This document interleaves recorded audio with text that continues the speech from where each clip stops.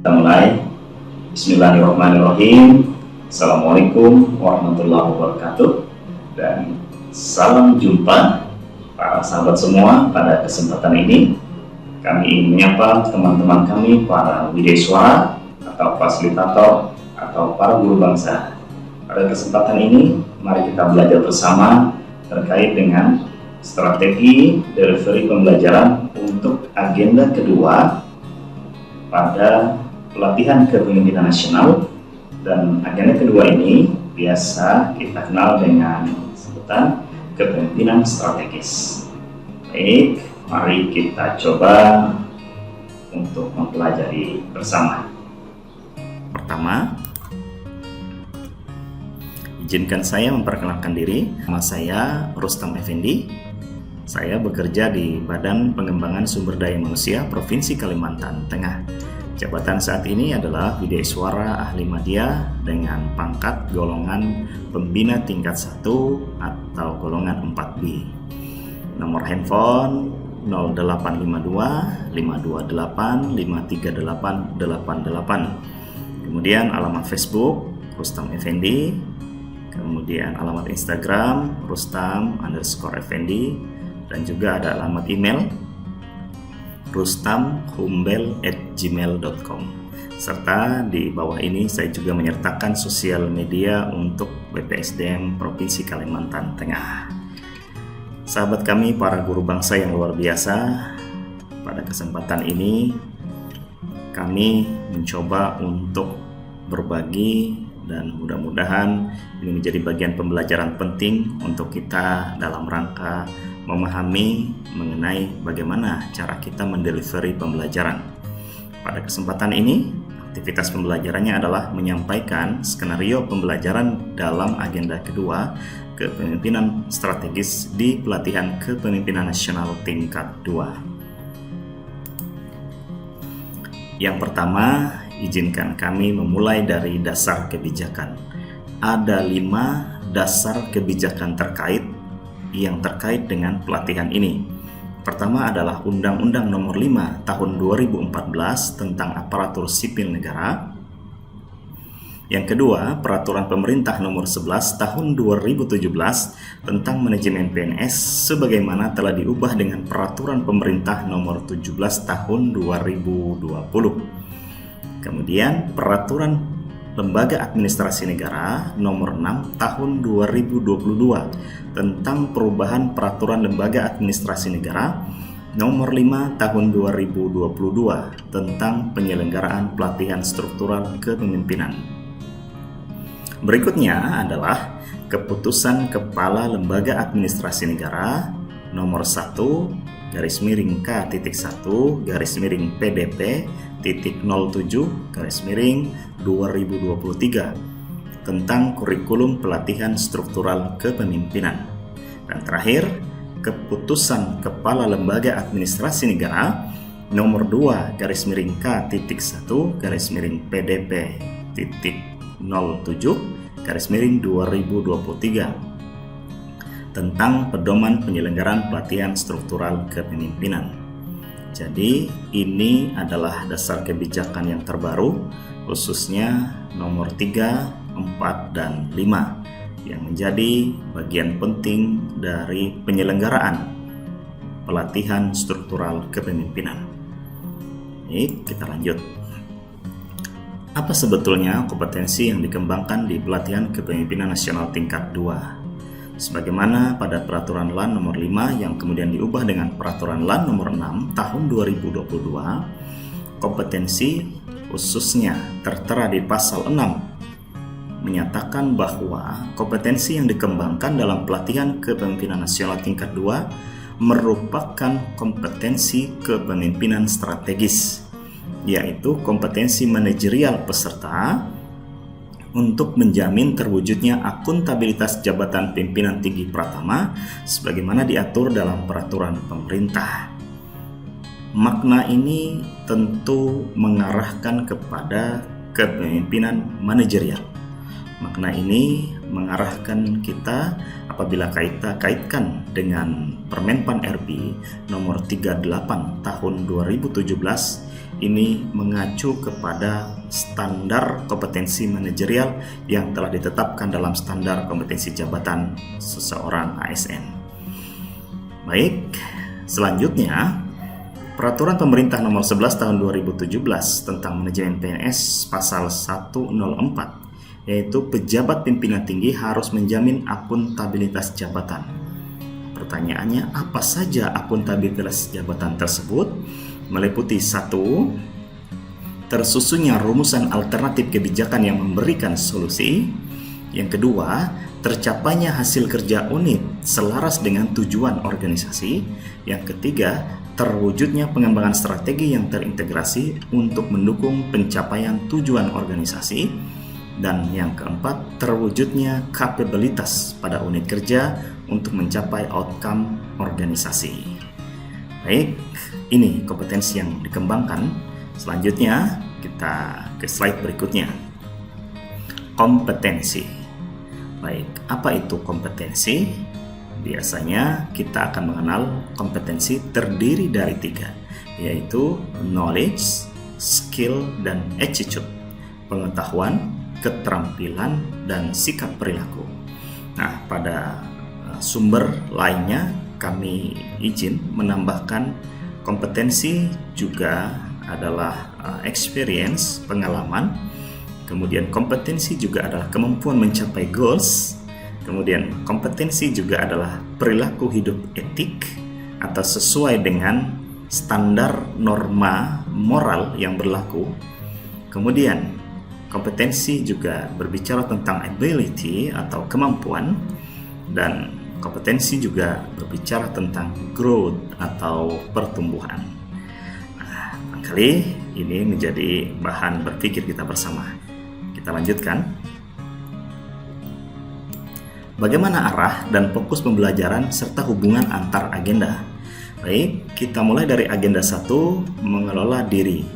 Pembelajaran ini diarahkan pada kegiatan untuk membekali peserta dapat memahami dan merasakan serta mengidentifikasi isu-isu yang berkaitan dengan mengelola diri. Kemudian yang kedua, kepemimpinan strategis. Pembelajaran diarahkan untuk mendalami bagaimana seorang pemimpin strategis mempraktekkan kepemimpinan strategis melalui penerapan organisasi yang adaptif dan kepemimpinan kewirausahaan dalam membangun organisasi pembelajar dengan mengoptimalkan perkembangan teknologi digital. Nah, pada kesempatan ini kita akan berbicara terkait konteks ini. Kemudian agenda 3, manajemen strategis. Pembelajaran diarahkan untuk mendalami kegiatan diagnosa dan solusi kreatif dengan menerapkan kemampuan pemasaran atau marketing, sektor publik, dan kemitraan. Berikutnya, pembelajaran diarahkan untuk mendalami bagaimana seorang pemimpin strategis mempraktekkan kemampuan pemasaran atau marketing, sektor publik, dan kepemimpinan kewirausahaan.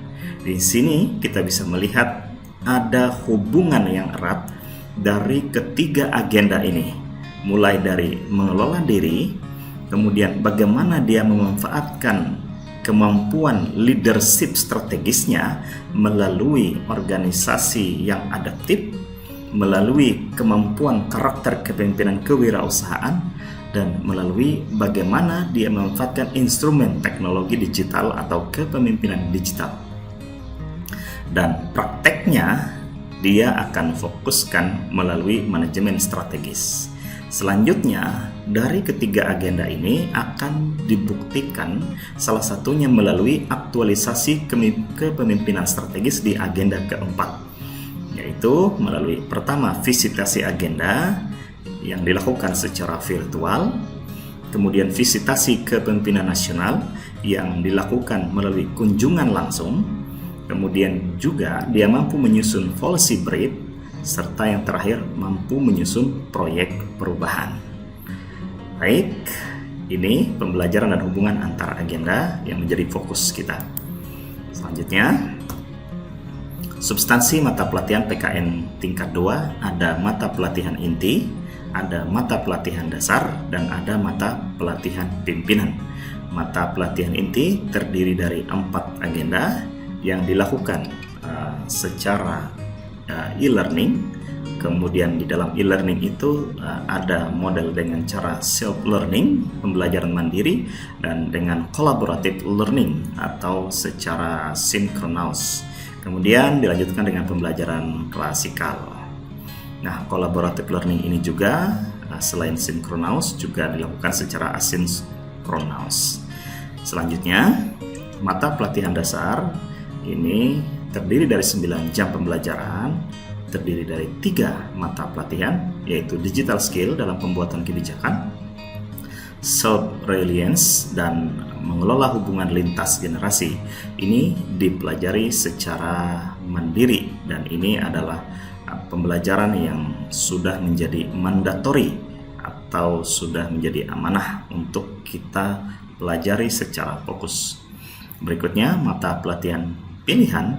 Ini adalah mata pilihan yang oleh peserta pelatihan kepemimpinan nasional dapat dipilih yang tentunya terkait dengan aksi perubahan yang diangkatnya, di mana peserta telah melakukan sebuah proses pembangunan komitmen bersama dengan mentor atau atasan, sehingga nantinya dalam aksi perubahan atau proyek perubahan, dalam proyek perubahan, peserta akan memilih salah satu dari mata pelatihan pilihan ini. Baik, mari kita lanjut. Kelompok mata pelatihan inti ada 4 agenda. Yang pertama adalah agenda mengelola diri, terdiri dari self mastery, ada 2 mata pelatihan. Kemudian agenda kepemimpinan strategis terdiri dari 3 mata pelatihan. Kemudian agenda manajemen strategis terdiri dari 4 mata pelatihan. Dan aktualisasi kepemimpinan strategis ada mata pelatihan proyek perubahan. Baik, kita lanjut. Agenda 3 kepemimpinan strategis, tujuan pembelajarannya adalah agenda pembelajaran kepemimpinan strategis membekali peserta dengan kemampuan mewujudkan kepemimpinan strategis melalui penerapan organisasi yang adaptif dan kepemimpinan kewirausahaan dalam membangun organisasi pembelajaran. Ada 3 hal atau 3 konteks penting dalam agenda ini, yaitu digital, kemudian entrepreneurship, dan learning organization. Yang pertama, digital, memahami teknologi informasi dan mampu melakukan transformasi organisasi berbasis digital. Ini fokusnya. Yang kedua, entrepreneurship atau kewirausahaan, mampu memanfaatkan peluang, menciptakan terobosan inovatif, memobilisasi stakeholder, dan optimalisasi sumber daya yang terbatas untuk mewujudkan tujuan organisasi yang lebih efektif dan efisien. Nah, terakhir, learning organization atau organisasi pembelajar mampu memahami dan mampu mengidentifikasi kebutuhan, teknik, dan metode implementasi dalam proses transformasi untuk membangun organisasi pembelajaran. Baik, Bapak Ibu, sahabat pembelajar, kita lanjut. Tahapan pembelajaran dalam pelatihan kepemimpinan nasional tingkat 2 khususnya pada blended learning terdiri dari 7 tahapan, dimulai dari pembelajaran klasikal tahap 1, dilanjutkan dengan pembelajaran mandiri, dilanjutkan dengan pembelajaran e-learning, terdiri dari synchronous dan asinkronous, kemudian pembangunan komitmen bersama atau off campus, dilanjutkan dengan pembelajaran klasikal tahap 2 on campus di lembaga pelatihan penyelenggara atau penyelenggara pelatihan. Kemudian yang keenam, aktualisasi kepemimpinan strategis, dan yang terakhir pembelajaran klasikal tahap 3. Baik, kita lanjutkan materi. Nah, pada kesempatan ini salah satu fokus yang akan kami sampaikan terkait dengan strategi delivery adalah pada tahap 3, yaitu pembelajaran e-learning synchronous dan asinkronous. Baik, kita lanjutkan. Kita mulai dari jadwal klasikal tahap 1. Pada bagian ini diharapkan para fasilitator dan tentu adalah peserta pelatihan kepemimpinan nasional tingkat 2 terkait dengan agenda kedua wajib untuk memahami dan mendengarkan dengan seksama ceramah isu aktual dalam kepemimpinan strategis. Kemudian juga yang terkait adalah ceramah isu strategis kepemimpinan kewirausahaan. Kemudian juga terkait dengan ceramah isu strategis khususnya yang terkait dengan tema PKM tingkat 2. Nah, selanjutnya pada masuk di pembelajaran secara e-learning atau distance learning terkait dengan agenda kedua ada di hari ke-14, 15, dan 16, di mana untuk sinkronausnya pada hari ke-14 atau pertemuan pertama agenda kedua adalah 4GP, dilanjutkan dengan kegiatan penugasan atau mengerjakan penugasan selama 5 jam pembelajaran sesi asinkronus. Berikutnya hari ke-15 atau pertemuan kedua untuk agenda kedua, sinkronausnya adalah 4GP, dilanjutkan dengan melaksanakan penugasan yang diberikan oleh fasilitator dengan lama waktu selama 5 jam pembelajaran. Selanjutnya terakhir untuk agenda kedua sinkronus yaitu hari ke-16, pertemuan ketiga. Sinkronausnya selama 3 jam pelajaran, dilanjutkan dengan asinkronus selama 4 jam pelajaran. Baik, itu sesi e-learning atau sesi sinkronus dan asinkronus. Berikutnya adalah tahap klasikal di tahap 2. Nah, pada hari ke-37 peserta akan masuk untuk melakukan proses pendalaman dengan waktu di mana pada agenda kedua ini adalah pembelajarannya berlangsung selama 2 jam pelajaran. Baik, kita lanjut. E-learning agenda kedua, sebagaimana kita lihat pada jadwal tadi, ada hari ke-14, hari ke-15, dan hari ke-16.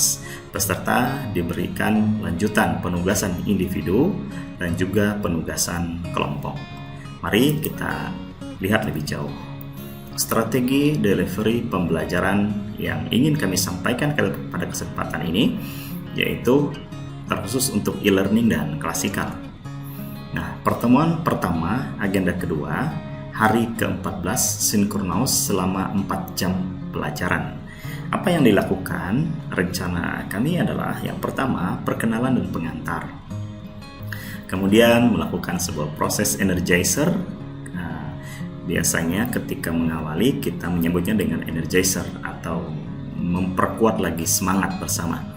Kemudian menyampaikan tujuan pembelajaran. Yang keempat menyampaikan mata pelatihan pada agenda kedua.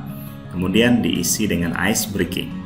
Selanjutnya setelah memecahkan suasana kebukuan, dilanjutkan dengan melakukan refleksi pembelajaran mandiri dan menggali pemahaman peserta mengenai keterkaitan agenda kedua dengan agenda 1, 3, dan 4. Selanjutnya, meminta peserta menyampaikan tacit knowledge agenda kedua khusus untuk mata pelatihan kepemimpinan digital.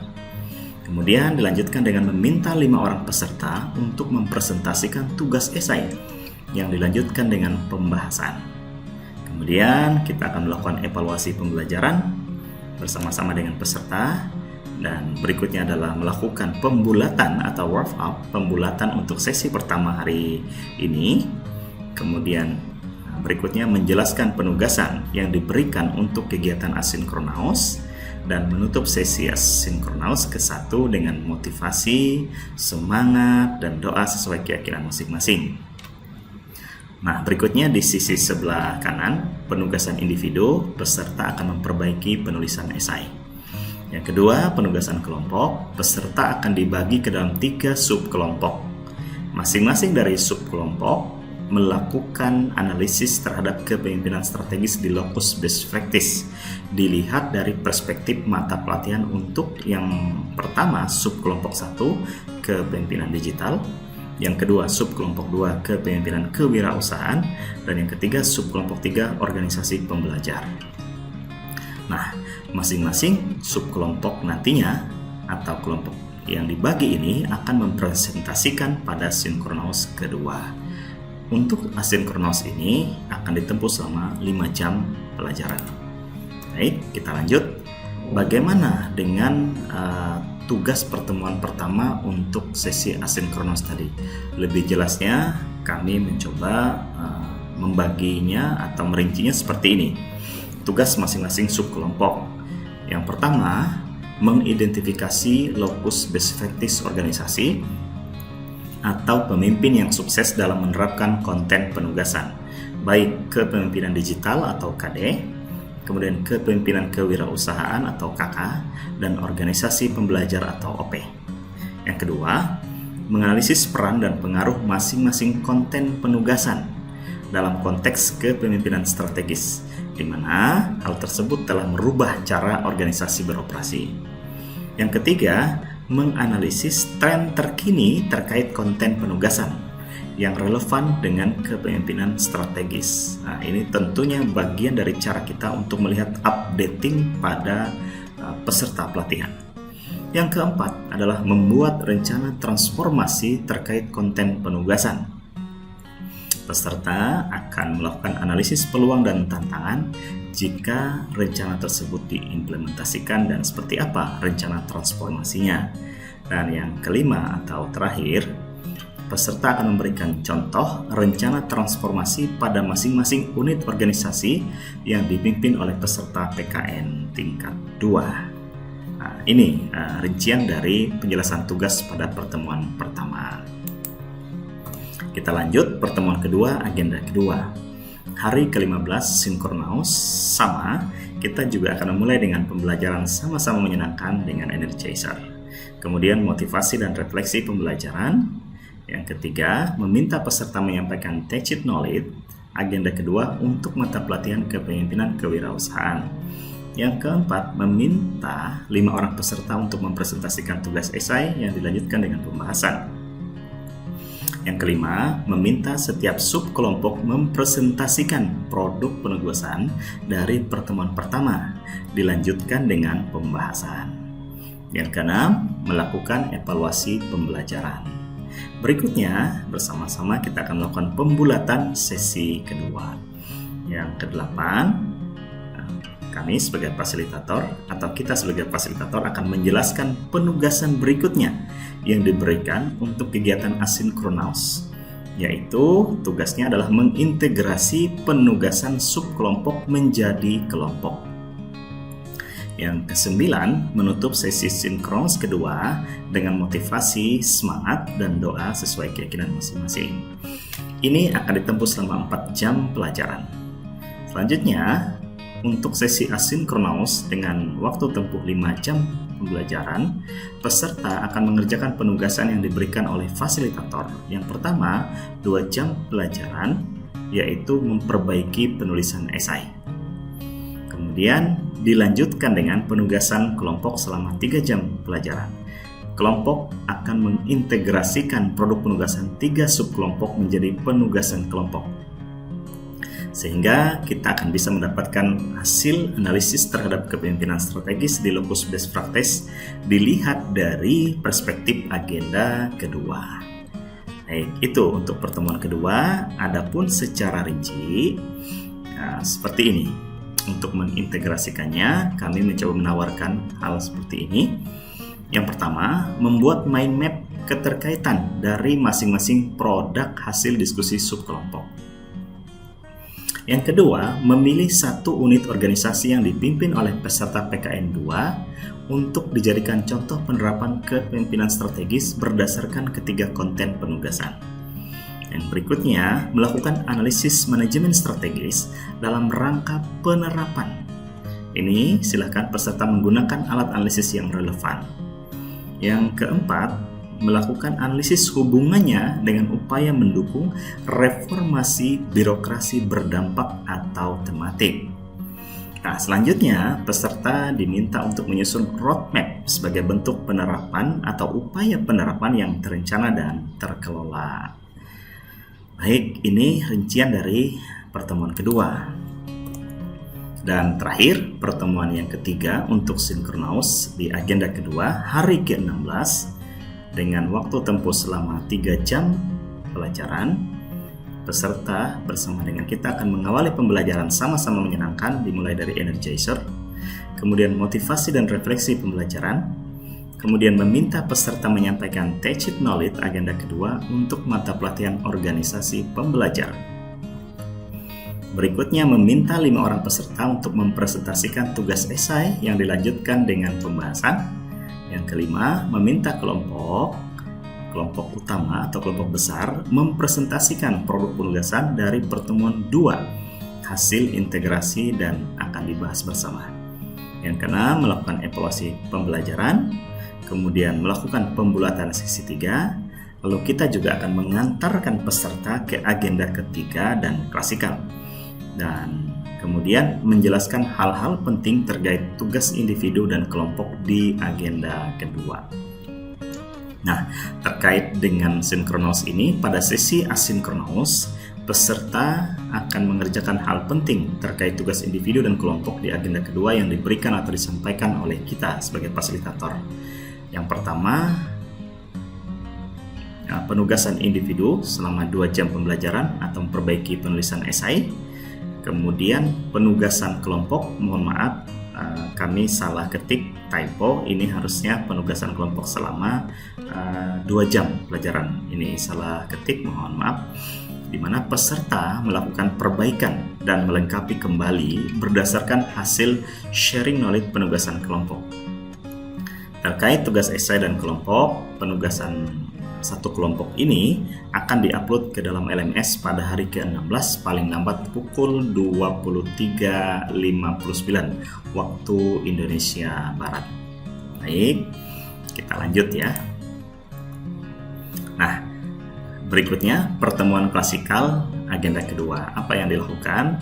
Pada hari ke-37 pertemuan klasikal, kami menawarkan dengan hal-hal sebagai berikut, yaitu yang pertama membina suasana melalui salam, perkenalan, energizer, dan menyampaikan tujuan pembelajaran. Kemudian melakukan review materi sebelumnya dan review dengan saat pembelajaran distance learning atau pembelajaran e-learning. Kemudian menayangkan video kepemimpinan yang di browsing sebelumnya untuk apersepsi atau mengaitkan dengan pengalaman peserta. Kemudian dilanjutkan dengan knowledge sharing, pemahaman dan pengalaman agenda kedua kepemimpinan strategis. Ini sebetulnya juga bagian dari tacit knowledge. Kemudian melakukan evaluasi agenda kedua, dilanjutkan dengan pembulatan agenda kedua, kemudian penyampaian kesimpulan agenda kedua, motivasi dan apresiasi, serta menutup pembelajaran dengan doa dan salam. Nah, itu pertemuan klasikal. Selanjutnya, barangkali demikian yang dapat kami sampaikan pada kesempatan ini. Mudah-mudahan apa yang kami sampaikan ini bermanfaat untuk kita semua, dan lebih lagi adalah untuk diri kami yang tentu masih belajar untuk terus bagaimana menjadi hari-hari kami adalah hari-hari yang penuh manfaat. Baik, teman-teman para fasilitator di seluruh Indonesia, teman-teman para widesuara, para guru bangsa, barangkali ini bisa menjadi sebuah pesan untuk kita semua. Fasilitator tugasnya adalah belajar dan membelajarkan. Belajar sama-sama dan sama-sama belajar. Dan tentu sungguh kita pahami bahwa kesibukan belajar adalah keberkahan. Apa makna membelajarkan? Tentu membelajarkan itu adalah bagaimana membangun inspirasi, bagaimana membangun semangat dari para peserta untuk menemukan sendiri, untuk mencari tahu sendiri, untuk belajar secara mandiri, sehingga dia memiliki kepercayaan diri yang tinggi terhadap apa yang didengarnya, terhadap apa yang dilakukannya. Terima kasih, demikian dari kami. Semoga bermanfaat. Assalamualaikum warahmatullahi wabarakatuh. Salam jumpa pada lain kesempatan. Terima kasih. Dadah.